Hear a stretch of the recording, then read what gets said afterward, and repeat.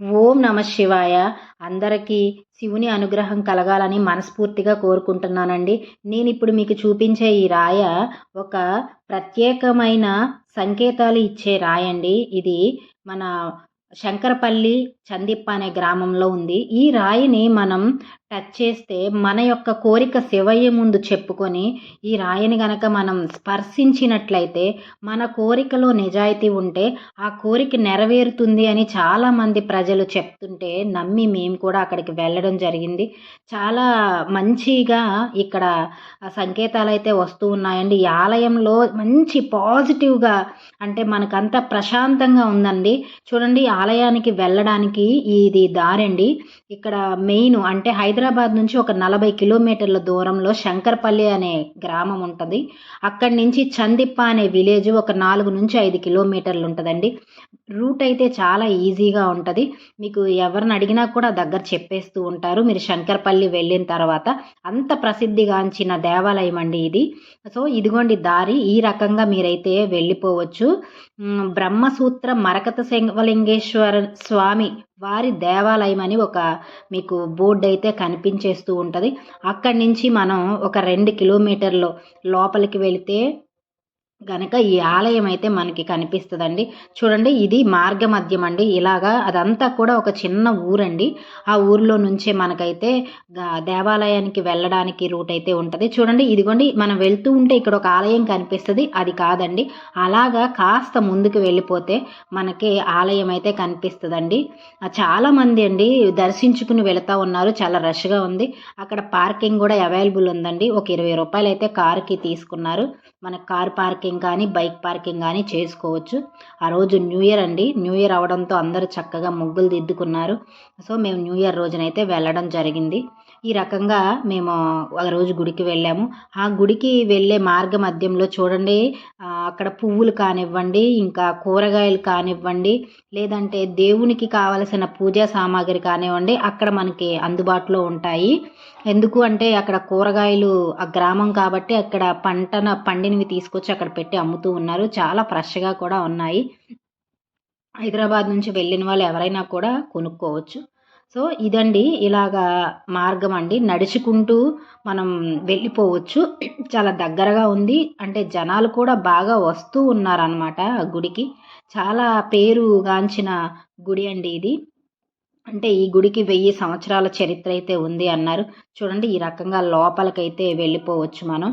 వెళ్ళిపోయిన తర్వాత లోపల కూడా మనకి పూజా సామాగ్రి అందుబాటులోనే ఉంది. అక్కడ దర్శనానికైతే మనకి టైం అయితే ఒక 1 అవర్ అయితే పట్టింది. ఆ రోజు చాలా జనాలు అయితే ఉన్నారు. చాలా రష్గా ఉంది. ఇక్కడ ఏంటి అంటే స్పెషాలిటీ, ఈ శివుని దగ్గర మనం ఏదైనా ఒక కోరిక కోరుకొని అక్కడ ఒక రాయి ఉందండి. దాన్ని కానీ మనం స్పర్శించాము అంటే మనం ఒక కోరిక కోరుకుంటే మన కోరిక ఖచ్చితంగా నెరవేరుతుంది అని అక్కడ భక్తులు నమ్ముతున్నారు. అలాగే నేను నమ్మి వెళ్ళాను. మీరు కూడా నమ్మి వెళ్ళండి. మన కోరికలో నిజాయితీ ఉంటే, మన కోరిక మంచిది అయితే ఖచ్చితంగా ఆ శివయ్య మన కోరికనైతే తీరుస్తాడు అని అక్కడ జనాలైతే చెప్తా ఉన్నారు. అక్కడ వాళ్ళకి జరిగిన అనుభవాలనే వాళ్ళు నమ్మి మళ్ళీ మళ్ళీ ఈ దేవాలయానికి అయితే వస్తూ ఉన్నారండి. సో చూడండి ఎంత జనాలు ఉన్నారో అక్కడ. ఇక్కడ మీరు గమనించినట్లయితే హైదరాబాద్ పెద్దమ్మ తల్లి గుళ్ళో కాయిన్ నిలబెడితే కోరిక నెరవేరుతుందని ఎలా అంటారు, ఇక్కడ కూడా కొంతమంది భక్తులు అదే విధంగా ఒక కాయిన్ని నిలబెడుతూ ఉన్నారు ఒక కోరిక కోరుకొని. మీకు చాలా మందికి ఐడియా ఉండే ఉంటుంది. ఇదే విధంగా మన పెద్దమ్మ తల్లి గుడిలో కూడా చేస్తూ ఉంటారు.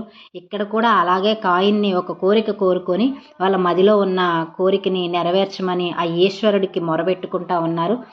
సో చూడండి, ఆ శివలింగాన్ని దర్శించుకోవడానికి పెద్ద లైనే ఉందండి. మేము ఆ రోజు అందరం వెళ్ళిపోయాము. మాకు సరిగ్గా శివలింగాన్ని దర్శించుకోవడానికి అయితే ఒక 20 నిమిషాలు పట్టిందండి. కానీ స్పర్శ అంటే అక్కడ ఒక మంచి సంకేతాలు ఇచ్చే రాయి ఉంది కదండి, మన కోరిక నెరవేర్చే రాయి. అక్కడ మాత్రం మాకు ఒక గంట టైం అయితే పట్టేసిందండి. ఎందుకంటే ఆ రోజు న్యూ ఇయర్ కాబట్టి చాలామంది జనాలు అయితే వచ్చారు.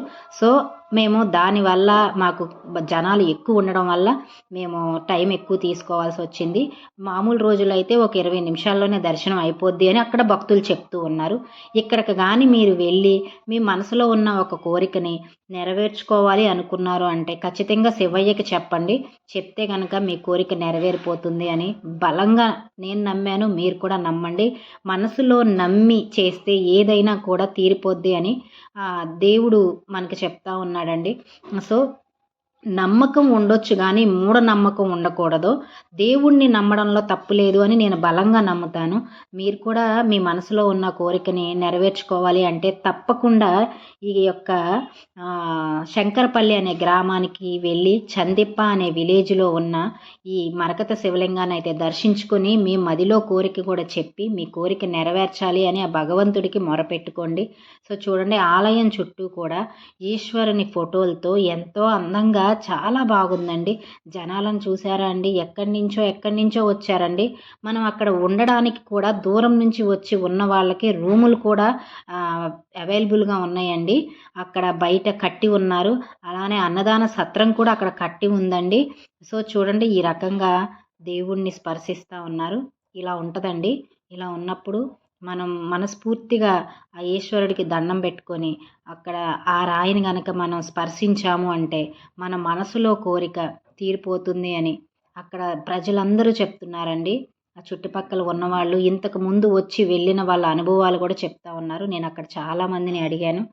సో చూడండి, చిన్న పిల్లల దగ్గర నుంచి పెద్ద ముసలి వాళ్ళ వరకు కూడా ఆ శివయ్యను నమ్మి ఆ రాయినైతే టచ్ చేస్తూ ఉన్నారు. ఆవిడకి ఆ రాయి తిరిగింది చూడండి. అక్కడ ఆ రకంగా కుడివైపుకైనా ఎడం వైపుకైనా ఎటువైపు తిరిగినా కూడా మన కోరిక అయితే నెరవేరడం అయితే జరుగుతుందంట. ఈ మరకత శివలింగం అంటే అండి, మరకత అంటే ఒక ప్రత్యేకమైన హరితరత్నం అంట. అందుకే ఈ శివలింగానికి అంత ప్రత్యేకత ఉంది అని అక్కడ జనాలు అయితే చెప్తున్నారు. శివరాత్రికి, పౌర్ణమికి, కార్తీక మాసంలో ప్రత్యేక పూజలు చేస్తారంట. కొంతమంది భక్తులైతే వాళ్ళ కోరికలు నెరవేరాయి, ఆ రోజుల్లో మేము వచ్చామండి అని చెప్తా ఉన్నారు. అక్కడ నేను కొంతమందిని అడిగితే మీరు ఎప్పుడైనా శివరాత్రికి కానీ, పౌర్ణమికి కానీ, కార్తీక మాసంలో కానీ వెళ్ళగలిగితే తప్పకుండా వెళ్ళండి. ఇంతకంటే జనాలు ఎక్కువ ఉంటారంట ఆ రోజు. కానీ ఆ రోజున కొన్ని ప్రత్యేక శక్తులు ఉంటాయి అని అక్కడ కూర్చున్న వ్యక్తి కూడా చెప్తా ఉన్నాడండి. అంటే నమ్మకమేనండి ఏదైనా సరే. రాయిలో కూడా భగవంతుడిని చూసే మెంటాలిటీ మన హిందువులది. కాబట్టి మనం ఒకసారి బలంగా నమ్మాము అంటే సో అది నెరవేరుతుందని నేను కూడా బలంగా అనుకుంటున్నాను. మీకు కానీ వీలైతే మాత్రం తప్పకుండా ఒకరోజు శంకరపల్లి అయితే వెళ్ళి ఆ శివయ్యని దర్శించుకొని మీకు కానీ ఈ వీడియో కానీ నచ్చితే ఒక్క లైక్ చేయండి.